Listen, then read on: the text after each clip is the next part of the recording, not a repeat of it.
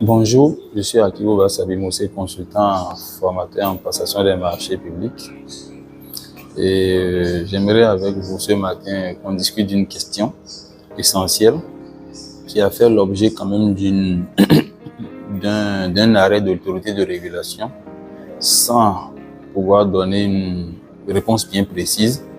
Il s'agit de l'autorité de régulation d'un pays de la sous-région ouest-africaine ici, qui a statué sur un conflit entre le directeur général d'une structure et la personne responsable des marchés publics, notamment en ce qui concerne la sécurité des offres. Il est clair qu'après le processus d'ouverture des offres, les dispositions juridiques, notamment le code même, ont clairement dit que c'est la personne responsable des marchés publics qui est responsable de la sécurité des offres entre l'ouverture et l'évaluation.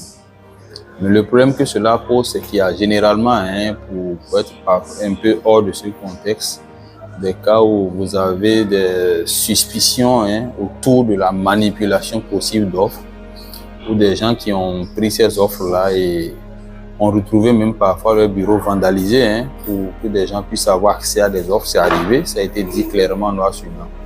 Donc, quelles dispositions prenez-vous auprès de votre structure pour la sécurité des offres? Est-ce que vous avez un huissier de justice assermenté? Est-ce que vous avez des coffres forts? Comment cela se fait? Et quelles sont les meilleures pratiques qu'on devrait avoir en la matière? Merci beaucoup.